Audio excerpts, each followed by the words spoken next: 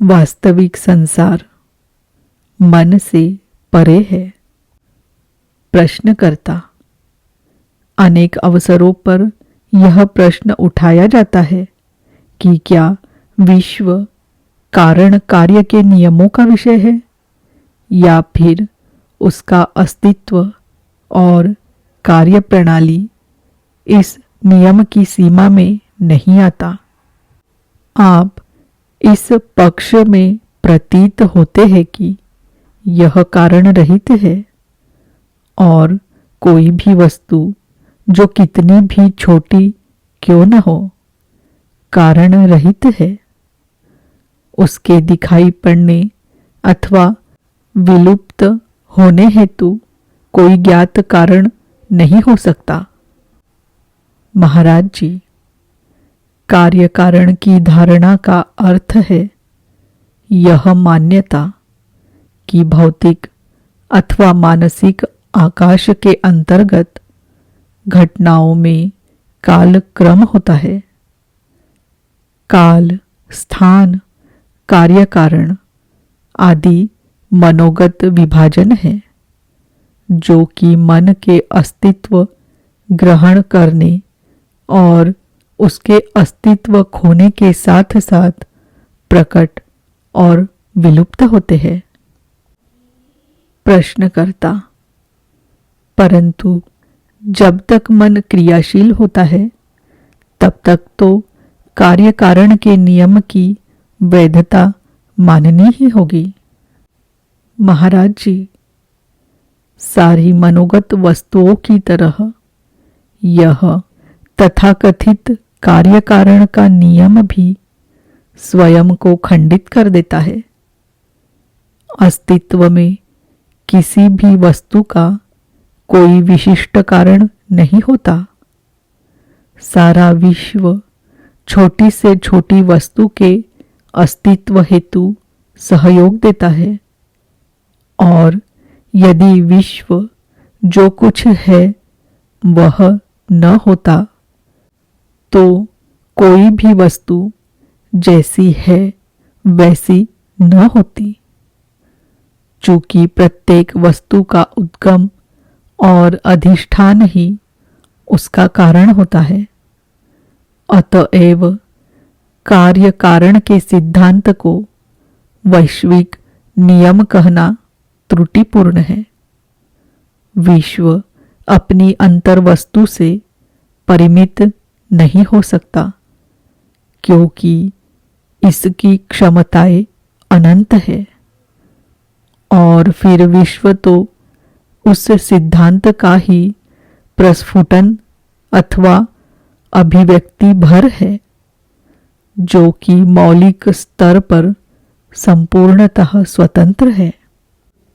प्रश्नकर्ता, हाँ, यह सरलता से समझा जा सकता है कि एक वस्तु को किसी अन्य वस्तु का एकमात्र कारण कहना मूलतः त्रुटिपूर्ण ही है।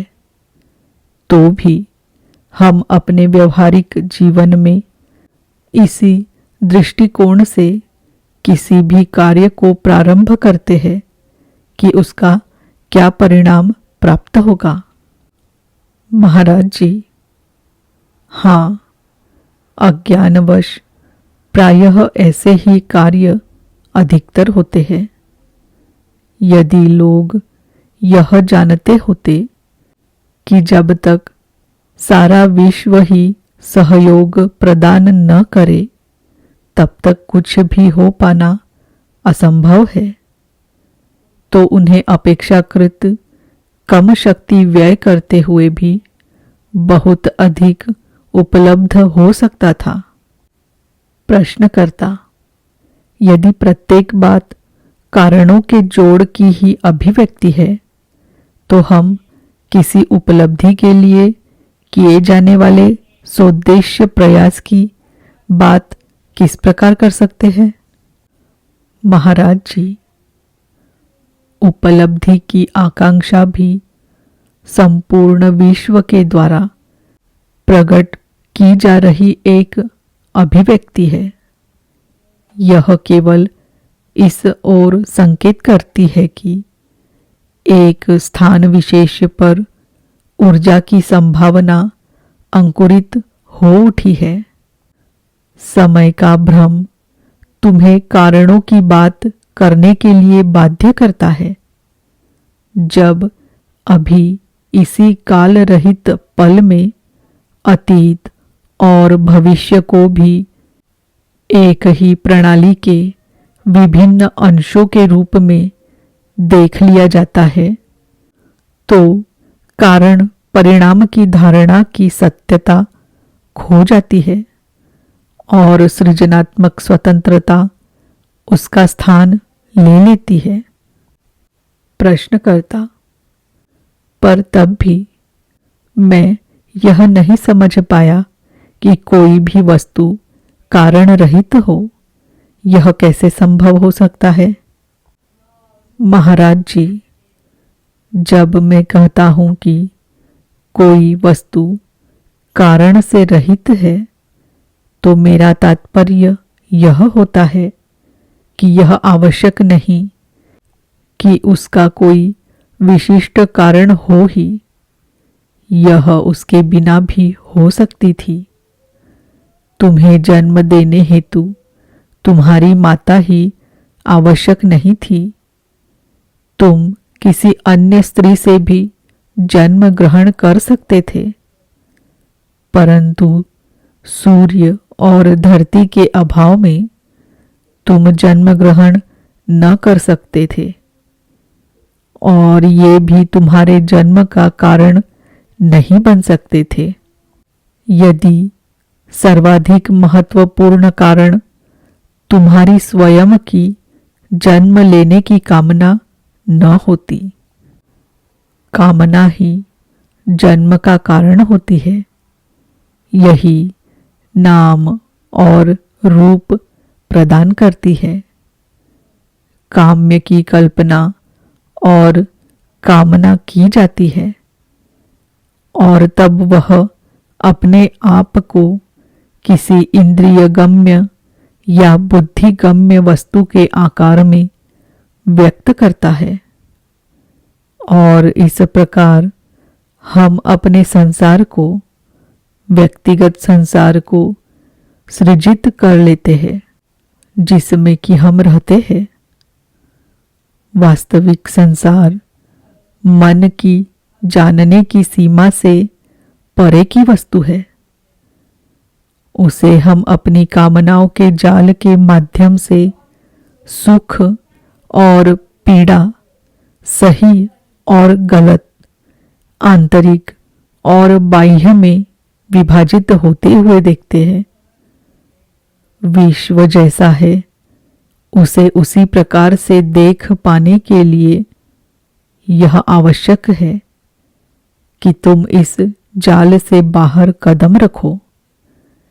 यह कठिन नहीं है, क्योंकि इस जाल में छिद्र ही छिद्र है। प्रश्नकर्ता: छिद्रों से आपका क्या तात्पर्य है और उन्हें कैसे जाना जाता है? महाराज जी, इस जाल और इसके अनेक अंतर विरोधों पर दृष्टि डालो। यह देख लो कि हर कदम पर, पग पग पर तुम इसे बना बिगाड़ रहे हो। तुम शांति, प्रीति और प्रसन्नता की चाह रखते हुए भी पीड़ा, घृणा और युद्ध उत्पन्न करने हेतु कठोर श्रम करते हो।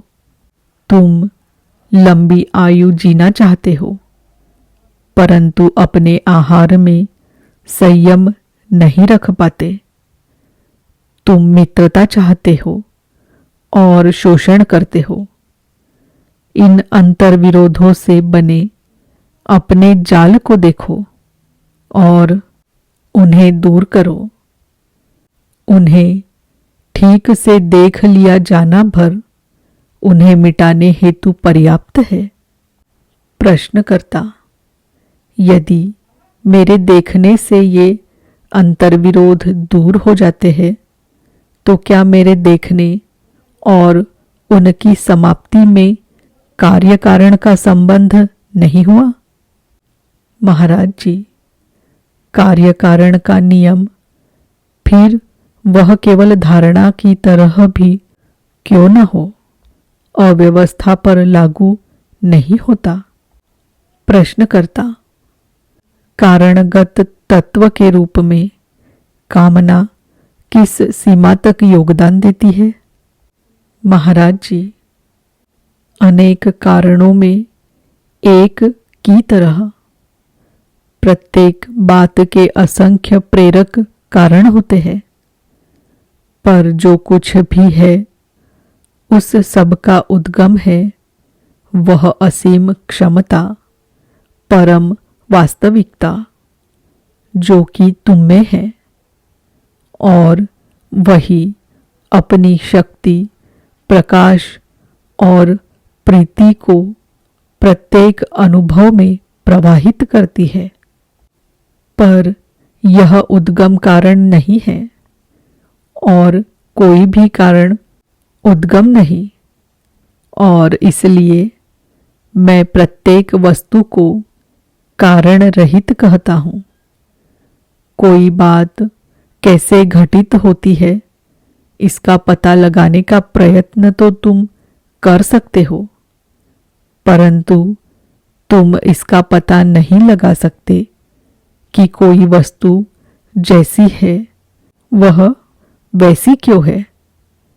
वह वैसी इसलिए होती है क्योंकि विश्व जैसा है वैसा है।